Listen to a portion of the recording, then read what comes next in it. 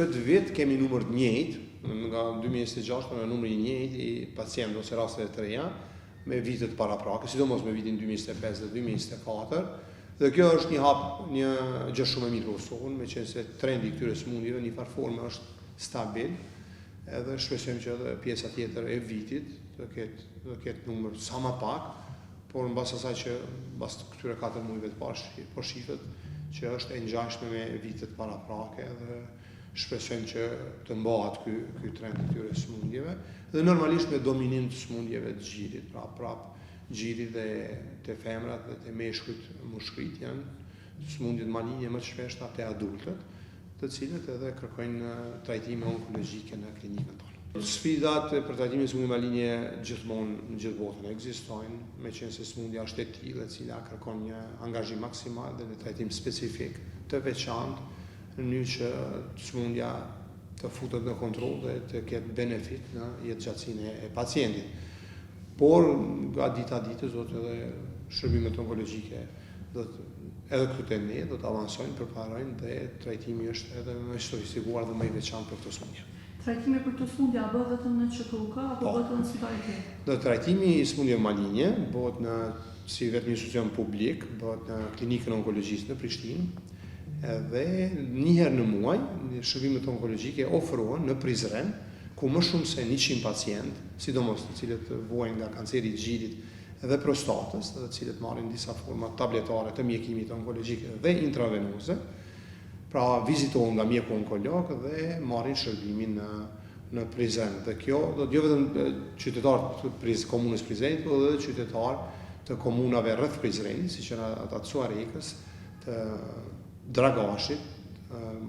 do të komunave që gravitojnë janë afër me Prizrenin, do të marrin shërbime onkologjike në spitalin e Prizrenit. Dhe kjo me kohë shkojmë pra edhe me mjekë specializantë, të cilët ne I kemi në trajtim,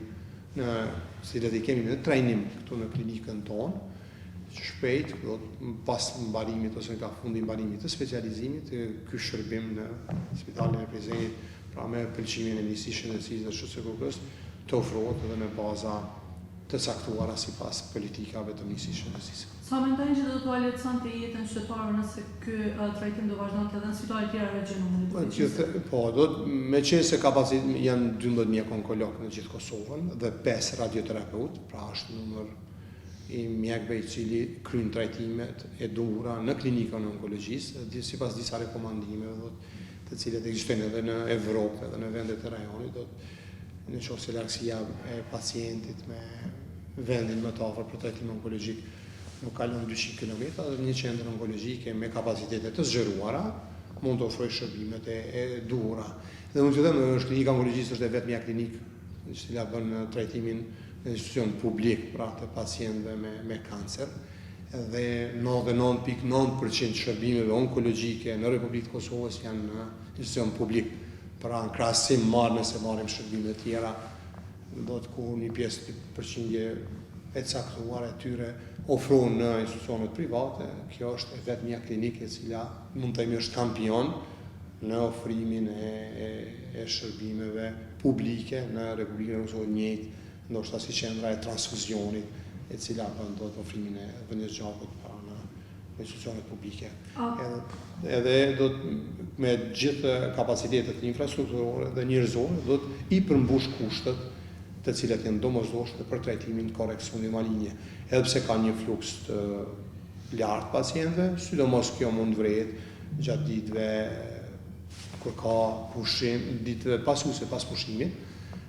por edhe orët e para të mëngjesit që është normale, meqense është spital ditor dhe është krejt e akseptueshme dhe e standardizuar që do të pacientët që cilët vinë në këto shërbimet onkologjike bëjnë vizitën te mjeku dhe pastaj merren shërbimin e duhur në klinikën tonë. A ka sfida të tjera që pacientët kanë për Po, do të sfidat për sëmundjes edhe sfidat. Po, sfidat ne themi realisht, nga viti I kaluar dhe vitet paraprake, sidomos këto 50 vitet e fundit, klinika është modernizuar shumë.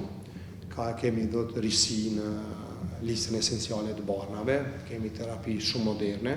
të cilat janë gjinde në klinikë tonë dhe pacientëve ju ofrohen, ndonjëherë nga këto substanca të cilat ne I përdorim për trajtim, mund për shkak të procedurave të ndryshme tenderuese mund të jenë në mungesë shkurtimisht, dhe disa produkte janë për shkak të disa rregullave të autorizimit marketingut që ne nuk I kemi në klinikë, po më shumë se 85, mund të them, gjithë vitit kaluar me vite pra kashin ndonjëherë edhe gati 90%, meqense ka qenë një periudhë të caktuar kohore kur përmes bankë, përmes UNICEF-it janë siguruar këto barna dhe pacientë kanë marrë gjatë gjithë kohës. Edhe kjo ka bërë do trajtimin më të sofizuar. Edhe pse themi që klinika onkologjisë dhe lista esenciale e barnave në klinikën tonë, pra të cila sigurohet nga Ministria e Shëndetësisë dhe SHSKK-ja, është pasuruar, duhet të pasurohet edhe në të ardhmen, meqense ka nevojë, sikurse vende tjera të rajonit, shkojmë hapave për ti kemi edhe pse kemi mbështetje maksimale për këto, dhe kur krahasojmë ku ka qenë klinika onkologjisë para 10 viteve, 15 viteve dhe ku kemi mbrirje sot, është një dallim signifikant në ofrimin, saqë kemë raste kur ekspertë ndryshëm ose udhëheqës të institucioneve të vendeve të rajonit e marrin si model se si ka mbri klinika onkologjisë dhe shërbimet ofrohen në Kosovë për një periudhë 10-15 vjeçare, që është periudhë shumë e shkurtë me ngrit të analt këto kapacitete, duke filluar nga ato njerëzore, burimet njerëzore dhe pastaj infrastrukturore, dhe të ofrojmë shërbimet e duhura. Dardhën shpresojmë të zgjerohen kapacitetet, të kemi hapësira të reja në klinikë dhe të sistematizohen edhe trajtimi sëmundje malinje në për repake. Pra për e përmenin, kjo është spitali ditor dhe spitali ditor gjithmonë, gjithkund, jo vetëm në Kosovë, në vendet rajonit në botë, është spital që ka fluks në orët e paraditës, fluks I zakonshëm I punës, I cili menaxhohet nga klinika, nga pjesëtarët e klinikës dhe të stafi I cili menaxhon klinikën. E përmendet edhe ju këtë çështjen e kimioterapisë, domethënë listës esenciale të barnave, domethënë onkologjia jep folas për këtë qytetarët, edhe domethënë është e mjaftueshme, po mendoj është a do të çka qytetarët në privat? Po, trajtimi I sëmundjeve malinje, sidomos fazat të avancume, është goxha I kushtueshëm, po edhe goxha sfidues, sidomos edhe për vendin tonë I cili akoma edhe sigurimet shëndetësore pritet të jetësohen.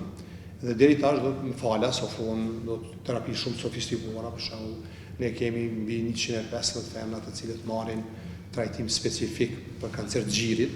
të veçantë, që kushton me miliona euro, që rimbursohet ose jepet sigurohet nga Ministria e Shëndetësisë dhe SHSKK-ja, dhe gjatë gjithë kohës, brenda një viti, gjithë ata pacientë cilët kanë nevojë, marrin në periudha të caktuara kohore këto terapi. Pastaj merren immunoterapitë për indikacionet të caktuara, indikacionet të cilat janë në listë esenciale. Për shembull, immunoterapitë ne kemi të aprovuara për momentin për melanom dhe tumoret mushkërive, dhe një formë të veçantë, një sarkome dhe pacientë të cilët kanë nevojë për këto terapi marrin në periudha të caktuara kohore, 3 javore, edhe kështu me radhë. Dhe në anën tjetër, ka pas ndonjëherë ndonjë vonesë me ndonjë produkt për arsye të ndryshme, qense edhe sigurimi këtyre produkteve edhe nga jashtë, nga vendet të cilët I prodhojnë, është pak sfidues, ose vëshkove të fundit kur edhe resurset edhe në Evropë, mbas atyre që ne I shohim dhe I lexojmë, ka limite të caktuara, po prapë klinika qëndron mirë dhe furnizohet në rregull. Shpresojmë që me zgjerimin e indikacioneve, meqense kolegjiumi I klinikës dhe nën komitetet të cilat merren me hartimin dhe aprovimin e indikacioneve dhe me komitetin e listës kyçe të rriten indikacionet për përdorim të barnave, zgjerimi I këtyre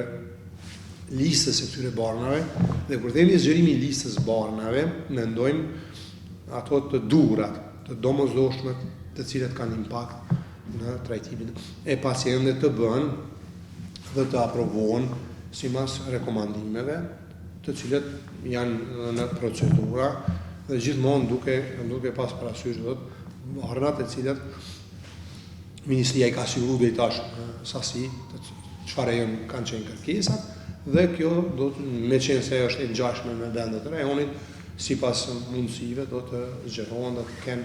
qasje në trajtim të pacient tanë në mënyrën e duhur. Në anën tjetër, shërbimet radioterapeutike të cilët ne i ofrojmë, edhe këtu jemi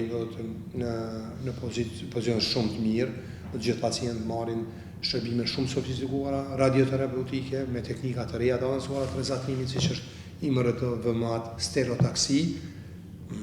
që jemi prapë si institucion publik shumë mirë, me qenë se ky shërbim është ofruar vazhdimisht jashtë dhe tash bëhet në klinikën tonë. Kjo ka ulë maksimum nevojën e dërgimit të pacientëve tanë për këto forma të rrezatimi jashtë, dhe një rrezatim i cili ka kosto me mijëra euro, mund të shkojë ndoshta mbi 10-15.000 euro. Pacienta marrin këtu, dhe jo vetëm një, po me qindra ta, ndoshta edhe me mija, dhe gjitha këto të ofrohen falas nga një ekip i sofistikuar, dhe me punë të veçantë në klinikën e onkologjisë. Njëjtën kohë jem ndoshta të fundit në rajon, cilit kemi filluar shërbimin e brejterapisë të japim dhe kemi mëritur të jemi ndër të parë me ofrimin e shërbimit brejterapisë në mënyrë moderne, dhe nga një numër me qindra pacientë, të cilën para vitit 2020 janë dashur të shkojnë të bëjnë këto shërbime jashtë Kosovës, sot i marrin në Kosovë më shumë se 150 femra të cilët kanë nevojë për shërbime që kanë kosto shumë të lartë, me miliona euro, ato të ofrohen falas në klinikën e onkologjisë, dhe të mbërrim që të kemi lista të pritjes 000. Do të në secilin shërbim, si në kimioterapi, shërbimin e onkologjisë ditore, shërbimin e radioterapisë, dhe njëjtën kohë të kemi do të minimum, ose të kemi të listë, ose pacientë të cilët dërgohen për trajtime e jashtë të vendit. Dhe edhe në këtë kuptim, klinika pra qëndron mirë, dhe shpresojmë që nevojat e pacientëve për këto shërbime, për trajtimet e jenë të vogla, dhe të kemi edhe pak fat të gjitha ato raste që ka nevojë për këto shërbime të ofrohen në klinikën e onkologjisë.